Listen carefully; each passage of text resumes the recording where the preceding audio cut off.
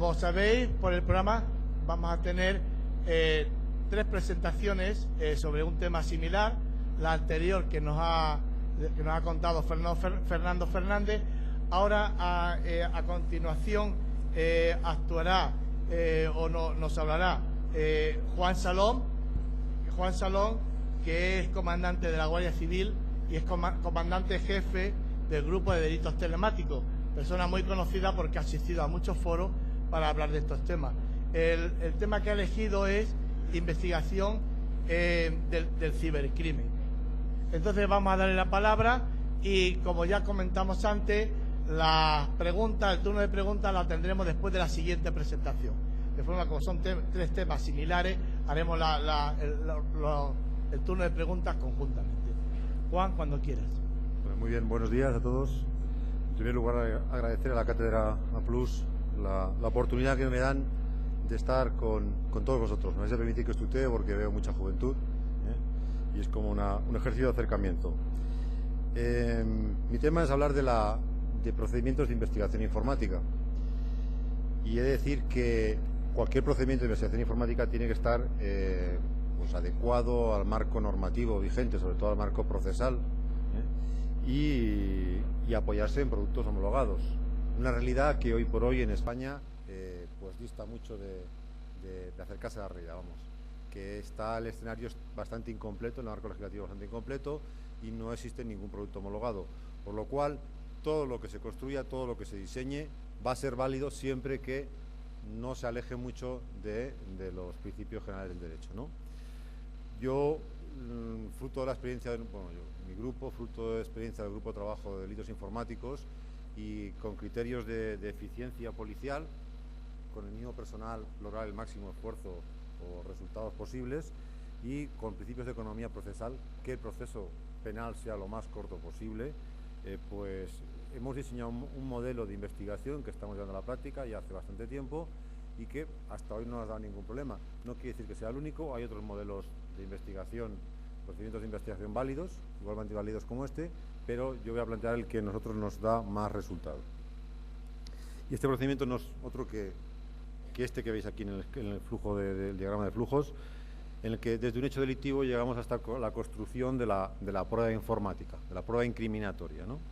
Va a pasar por una obtención, un conocimiento del hecho y obtención de las evidencias en lugar del hecho, va a pasar por la judicialización del hecho, va a pasar por una investigación informática o tecnológica, como queramos llamarlo, y una investigación policial tradicional, clásica, tradicional, como queramos llamarlo. Si en ese proceso localizamos sospechosos, identificamos sospechosos, habrá un proceso de aseguramiento de la prueba que también concluirá finalmente con la construcción de la prueba incriminatoria, como decía. Pero vamos a analizar cada una de estas etapas un poquitín con más detalle, ¿no? Esa primera fase, que se inicia con el conocimiento del hecho, que va a ser dependiendo del hecho delictivo, va a ser conocimiento de oficio o por denuncia, lo que te pretende también es una verificación de los hechos delictivos, del hecho delictivo, verificarlo, para lo cual no tengo que verificarlo yo, sino conocerlo yo, verificarlo yo y aportar los elementos para que la autoridad judicial lo pueda verificar. Es decir, normalmente me va a hacer falta una copia de los elementos que constituyen el hecho delictivo, ¿no? Y ahí empezará uno de los primeros problemas de la investigación de la delincuencia informática. ¿Cómo tenemos esa copia, no?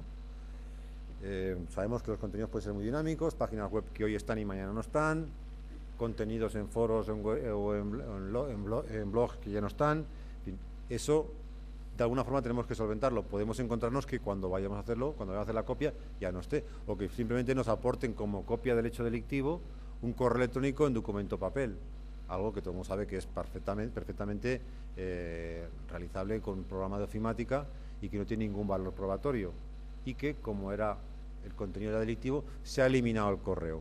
¿Cómo de esa forma podemos constatar o dar fiabilidad de que ha existido un hecho delictivo, ¿no? Nos apoyamos en herramientas de copias, que hablaba al principio, que no existen en nuestro marco legislativo, no existe nada. Nos apoyamos en herramientas de copia de software, de programas de páginas web, herramientas de copia en general, que no están de ninguna forma homologadas. No hay ningún reconocimiento oficial de que esas herramientas son válidas y que los resultados obtenidos son igualmente válidos. Pensemos que para problemas como puede ser la alcoholemia, o como puede ser la velocidad, excesos de velocidad en seguridad vial. El radar y el alcoholímetro tienen que estar perfectamente homologados y reconocidos, si no es fácilmente ganable el recurso contra la administración. Bueno, pues en ámbito penal, donde estamos trabajando con herramientas para incriminar a la persona y para llevarla a la cárcel, si es posible, estamos trabajando con herramientas que no están homologadas, ¿no? Y eso ya es la primera que en la copia. Obtenemos copias también facilitadas por terceras partes, proveedores de servicio, prestadores de servicio de Internet, que los que necesitamos la copia y nos la entregan. ¿Con qué procedimiento han obtenido esa copia de ellos? ¿Son terceras partes confiables o no son terceras partes confiables? Le vamos a exigir unas garantías de que cómo se ha obtenido ese procedimiento, alguna norma, algún estándar de detención de evidencias digitales dentro de una propia empresa de servicios informáticos. ¿Lo hay? ¿No lo hay? Actualmente no lo hay, lo cual son más problemas añadidos, ¿no? Y luego las garantías judiciales que se ofrecen a ese tipo de copias que presentamos, ¿no? Basta la copia que presente el investigador informático, el ciberpolicía. Tiene que estar presente un secretario judicial para tener la copia. Basta un notario. Se podrían apoyar en herramientas que existen como el timestamping, como todos conocéis. En fin, hay una indefinición total en este terreno. Actualmente nuestra unidad, ella tiene las copias, ella las presenta al juzgado y le están dando validez. No quiere decir que mañana se reúnan los capitostes del Consejo General del Poder Judicial y digan no, este no es el procedimiento adecuado y hay que modificarlo, y las copias tienen que estar siempre en presencia del secretario judicial o con un fedatario público, en fin, lo que establezca el momento. Pero actualmente se están teniendo las copias por las unidades de investigación directamente, ¿no? Y el objetivo es obtener, de esas copias y de esa primera, digamos, inspección ocular de los hechos, es obtener los indicios del delito, indicios para iniciar pistas de investigación, ¿no? Líneas de investigación. Lo vamos a tener de logs del sistema, de comunicaciones delictivas, buscando las comunicaciones delictivas, no solo la comunicación delictiva del hecho delictivo, sino todas aquellas comunicaciones previas al hecho delictivo. Pensemos en los casos de ataques de un sistema informático, que hay comunicaciones previas. El atacante, digamos, el hacker intenta previamente pues escaneo de puertos, mirar las vulnerabilidades, pues todo eso son comunicaciones previas que hay que intentar localizar en el sistema, ¿no? En casos como pornografía infantil o como grooming, el acoso a menores, pues no es un acoso, no es un delito de resultado inmediato, sino que hay unos movimientos previos, unas comunicaciones previas de ganar la confianza del menor, y todas esas comunicaciones hay que detectarlas, ¿no? Uso de identificadores, el email, el NICs, sobre todo el NIC, hay una corriente, vamos, muy común en los delincuentes informáticos que les pierde la vanidad. Es que no se trata de hacerlo, sino de hay que contar cómo lo he hecho. Ahora sí.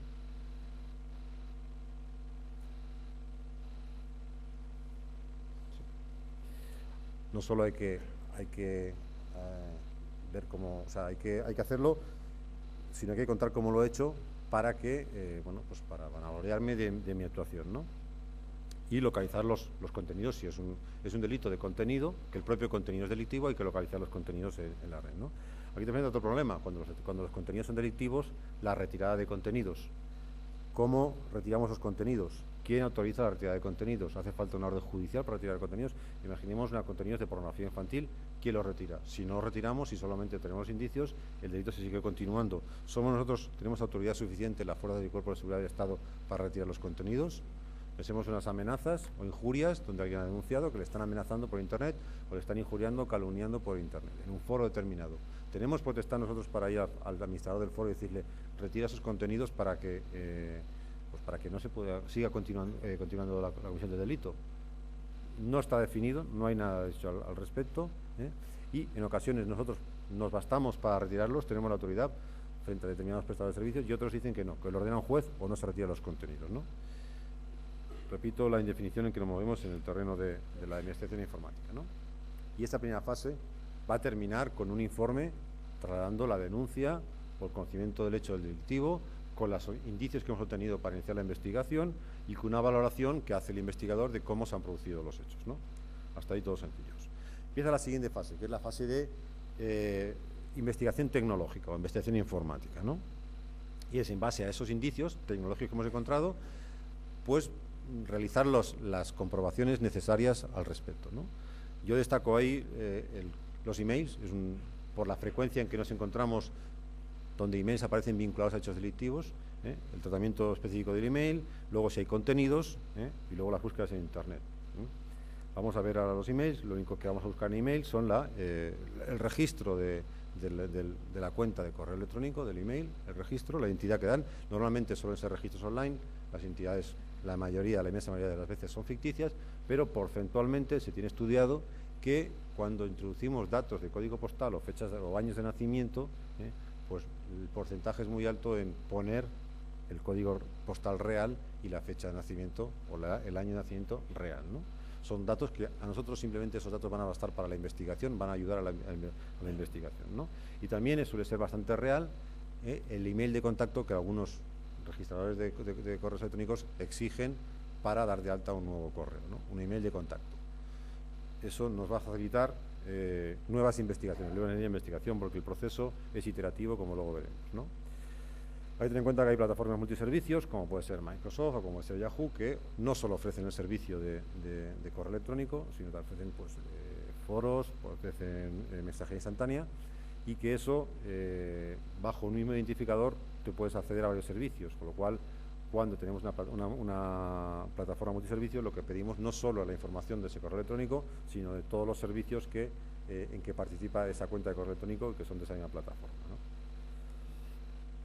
Cuando hablamos de contenidos, vamos a centrarnos por los primeros contenidos de documentos, que el propio documentos es delictivo. Estamos hablando de imágenes, sobre todo pornografía infantil y documentos de ofimática, aquellos documentos donde pues de contabilidad o de cualquier cosa que sea delictivo, que ahí esté la evidencia del delito, pues lo que vamos a buscar normalmente casi siempre es los metadatos, que vamos a poder obtener por las propiedades del documento, por editores hexadecimales o por programas específicos de obtención de metadatos, ¿no? Cuando hablamos de web, pues vamos a ver los redireccionamientos, el código fuente, a través del código fuente, los redireccionamientos que tiene los enlaces en la página, dónde está alojado la página web y los dominios, a quién están registrados. Eso es lo habitual y el dominio público, ¿no? Después van a iniciar búsquedas en la red, con toda la información que tengamos, con todos los identificadores que tengamos, con un nick, lo que sea, buscaremos referencias en la red, ¿no? Apoyados muchas veces por multibuscadores o metabuscadores, ¿no? También pensemos que hay contenidos que son borrados rápidamente, pero que hay determinados prestadores de servicios que se dedican a almacenar contenidos antiguos, Archive.org, que almacena páginas web, la inmensa mayoría de las páginas web están almacenadas en Archive.org, o cuando hablamos de Vox, en Tecnorati. Y esto hablamos de emails, hablamos de contenidos, sobre todo email, como se dice, como concepto que más incidencia tiene, pero hay otros muchos servicios donde hay un cliente de un servicio determinado o un usuario de ese servicio determinado, ¿no? Nuestro trabajo va a ser siempre ir al prestador de servicios a ver cómo está registrado, quién se ha registrado, qué datos de registro ha aportado y qué IP de conexión para ese registro, o si es usuario, simplemente la IP de conexión para obtener acceder a ese servicio, ¿no?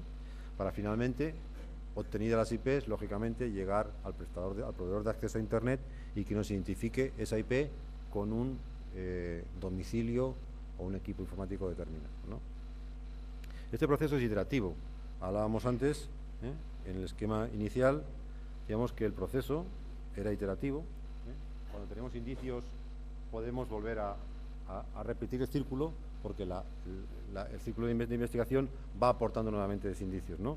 El ejemplo más claro quizá lo podamos ver en los correos electrónicos, donde un registro de una cuenta de correo electrónico me va a dar unos datos de contacto o de filiación falsos, pero me va a dar un email de contacto que puede ser válido. Ese email de contacto y luego una resolución de una IP que puede ser un cibercafé, que no me aporta nada porque es difícil de investigar, pero me puede dar un email de contacto válido. Eso retroalimenta otra vez y vuelve a solicitarse otra vez los emails. Me puede dar otro email de contacto válido con una dirección IP, vinculada a una dirección IP que esté en un cibercafé, pero finalmente la tercera vez a lo mejor ya me llega a tal. Porque cuando vamos a cometer un acto delictivo, somos precavidos, adoptamos las medidas de seguridad, vamos a hacerlo desde un cibercafé, vamos a hacerlo desde una anonimización de nuestra comunicación, pero nos olvidamos todo lo que el bagaje que tenemos de navegación anterior en Internet, ¿no? Y muchas veces por descuido pues nos hemos registrado en algún sitio y ese nombre va a aparecer en ese sitio de registro, ¿no? Esa sería un poquitín la fase tecnológica de investigación.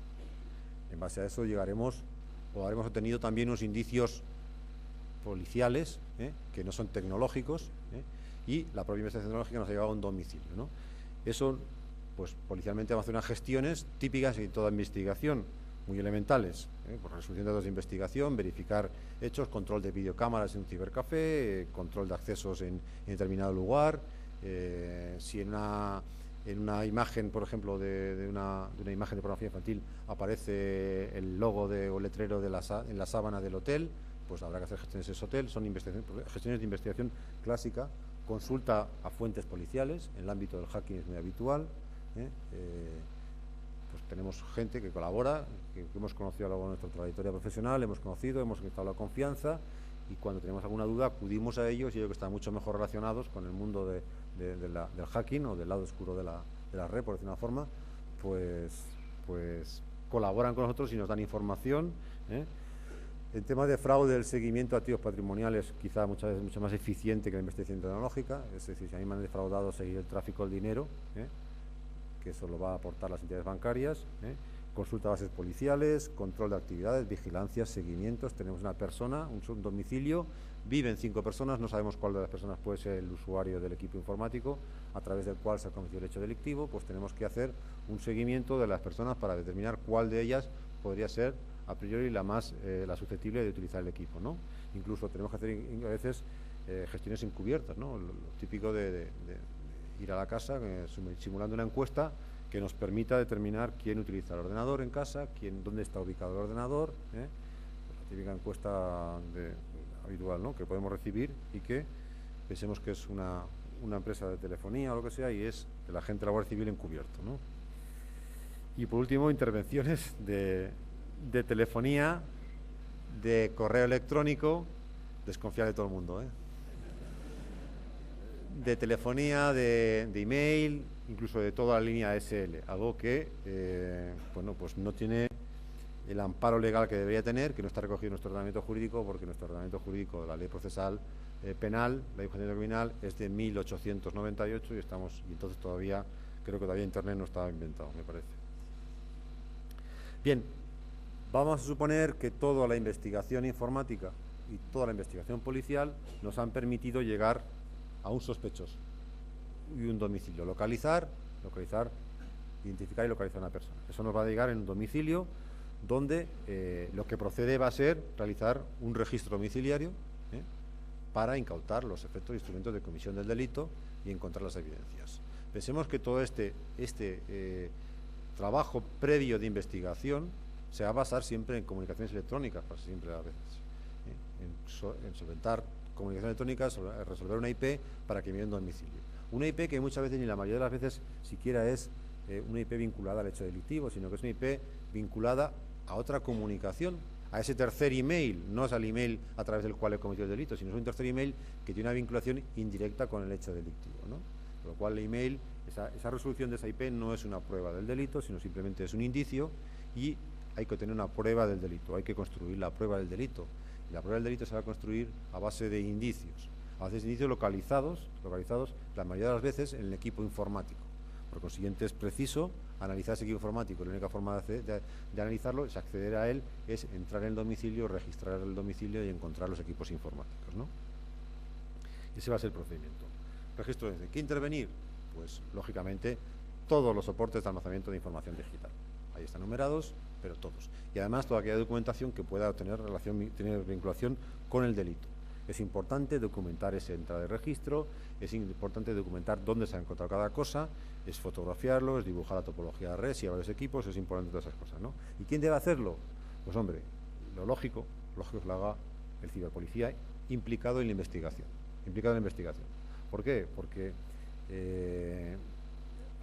el que mejor conoce la investigación, el que sabe lo que tiene que encontrar, es aquel que lleva la investigación. Si empezamos a alegar en aquel otro policía que no sé cuántos están, pues por eso las unidades de investigación de la información informática tienen que estar adecuadamente dimensionadas para poder realizar todo el proceso de investigación, tanto el tecnológico como con la calle, como luego la práctica de los registros, que es bastante latosa. Ya. ¿Cuánto llevo?